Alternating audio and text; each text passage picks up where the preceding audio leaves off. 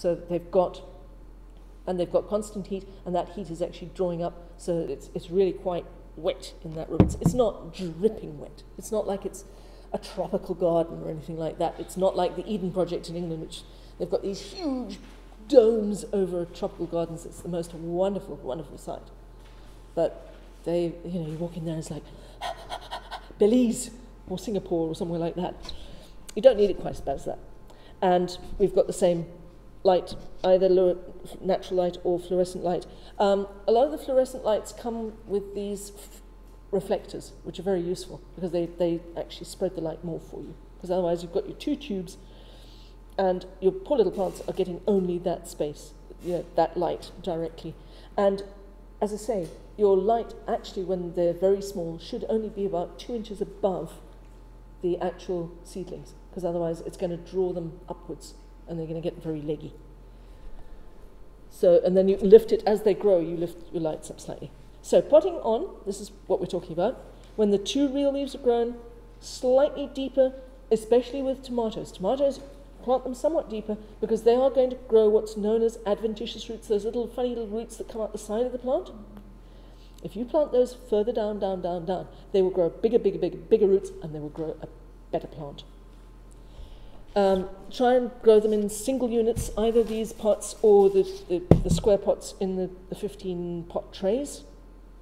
Keep them warmish, so between 15 and 21 degrees, 50 to 70 degrees moisture, 70%, sorry.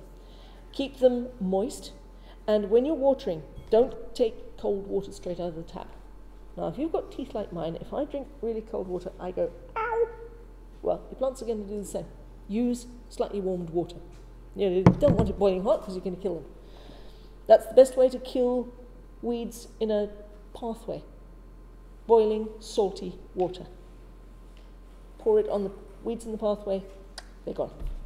So, and start feeding, as I say, the fish emulsion at about half. Now, to transplant. So, you've got all these little seedlings, and they're all looking whatever. Water them first, because you're actually going to lift them up. Now, you don't want to touch the stems, and you don't want to touch the roots, if you can help it. So, you're going to use, I did bring one with me. I've got the most wonderful letter opener, which is long and thin. I can't remember where I put it.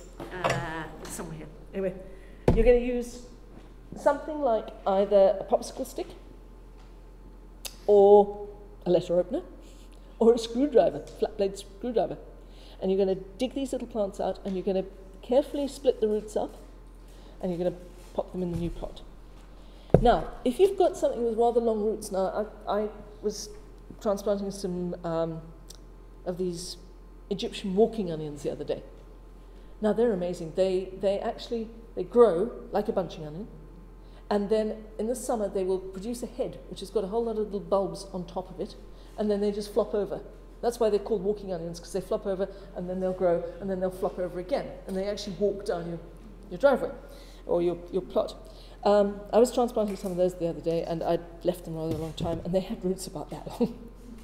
So if you've got long roots, turn your pot on its side, put some of your potting medium inside there, slot them in like that, then turn it up right, and you're holding the, by the tops, by the leaves, not by the stem, and then fill it in and tamp it down a bit. But that's the way to deal with long roots. So what kind of soil? Do you still use the starter? No, we're now talking about going on to ordinary potting soil. Yeah, which is a slightly, it's got a certain amount of feed built into it. Yeah. So turn it on its side, pop the plant in, and you'll have the roots going right down to the bottom of the pot without you having to shove them down. If you were going to just plop it in like this, you'd have all the roots bunching on the top, and that wouldn't be good for it. So that's just... So we're looking now to stimulate more growth. We're giving them more space to grow. We're giving them space to grow better roots. And if you're transplanting, I quite often use 1 teaspoon of sugar, brown sugar, or molasses, if you've got it, in a litre of water. And it just, that the carbon actually in that sugar, helps what they call transplant shock. It mitigates the transplant shock. So use carbon, some form of carbon. Some people use charcoal, if you've got charcoal, but it's got to be very, very, very finely powdered. Sugar's the easiest though. Sugar water. And that'll help them to transplant more easily and to recover from the transplant shock more easily. What would you suggest for molasses and water? About a half a teaspoon in half a litre of water. Yeah. Molasses is wonderful stuff. I'll talk about alfalfa and molasses sometime else. All right, so hardening off. That's another horticultural term. If you've got one of these, which is a cold frame, which I haven't got, this is a wonderful thing. It's basically, it's a mini greenhouse outside. It's got an openable lid, and when it's really warm, you can open the lid and the plants are fine. When it gets cool in the evenings, you just shut the lid down. And it's made of wooden glass or wooden perspex. I haven't got one. So what I do is, when I go off to work in the mornings, all the plants go outside. And I read somewhere the other day that somebody actually got a trolley, and they put all their plants on a trolley, and they wheel this trolley out every day. Wheeled it back in. Wonderful. It was wonderful. Great idea. So before you're planting out into the garden, and this is we're talking about mid-May, towards the end of May into the beginning of June, you're going to cut down your warmth, because after all, these little darlings that you've pampered and petted and brushed and really, really looked after are now going to go out into the big bad world, and it's going to go, what's this? They're going to have wind, they're going to have direct sunlight, they're going to have pests, they're going to have no water, because if you're like me, I tend to work with a lot of rain, but I don't do an awful lot of watering. So they've got to get used to this idea. And in fact, what you're doing is you're hardening if you remember biology lessons, there's a layer of chloroplasts on the top of a leaf, and there's a layer underneath. The ones underneath take the air in, the ones on the top take the moisture in generally, right? Those chloroplasts have not had an awful lot of really nasty things happen to them, like direct sunlight, like water on the leaf itself, because you've been bottom watering. So they're still very, very almost fleshy, and they need to harden off. And that's what we're trying to do. We're trying to get these plants so they will actually toughen up quite a bit before you plant them out. So you're going to cut down your warmth. You're going to take them outside in the daytime, but in a bright area, but not in direct sun to start with, because they're going to suddenly go and they're going to get sun scorched. And what you're trying to do is get them prepared to take the situation where they're going to get transplanted out into the ground. You're going to cut down your watering, so that you're going to water where you've been watering and you've been misting with a mister. You've been watering at least once a week, sometimes every 2 or 3 days. You're going to cut down to you're definitely going to only water once a week, because in the summer, that's all the time you're going to have. You're only going to water once a week, unless you're blessed with rain at least every 7 days, which is what happened every weekend last year. Did you notice? Every weekend last year, we had rain. And I wanted to work in the garden. It's the only time I get to work in the garden, and it was wet. Well, I still worked in the garden. Anyway, so put those into a cold frame. If you've got one, that's great. If you haven't, well, you've got a problem. All right, so let's just have a look at 1 or 2 problems that we might encounter.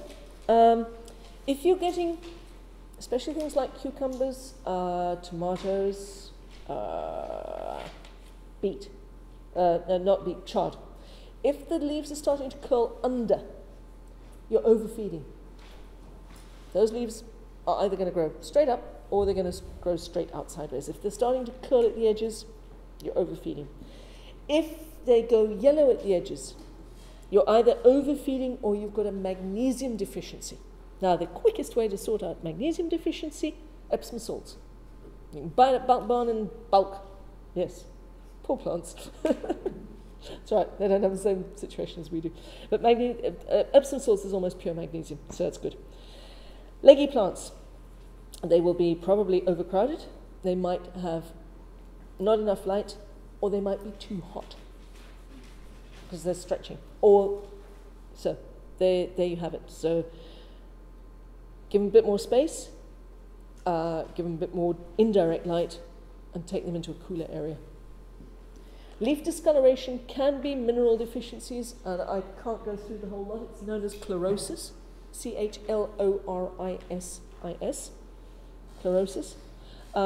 If you look up on the websites, if you put that in, you'll find all sorts of, go to images in Google, and you'll find all sorts of things, and then you'll find the websites that'll give you the things.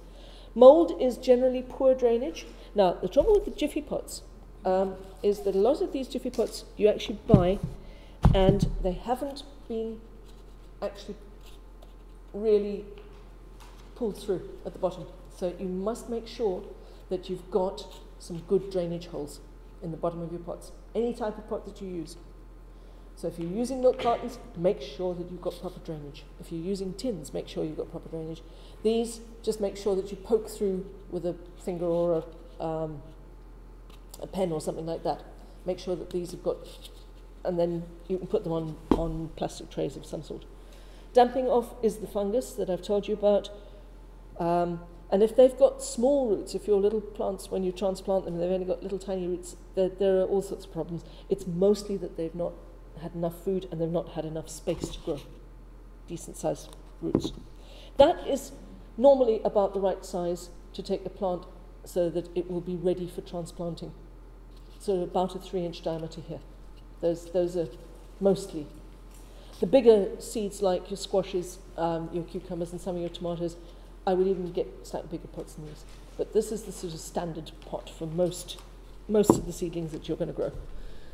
Okay, so your well-prepared soil, when we go into the final spaces out in the garden, you've spent a lot of time putting in your compost, you've raised your bed.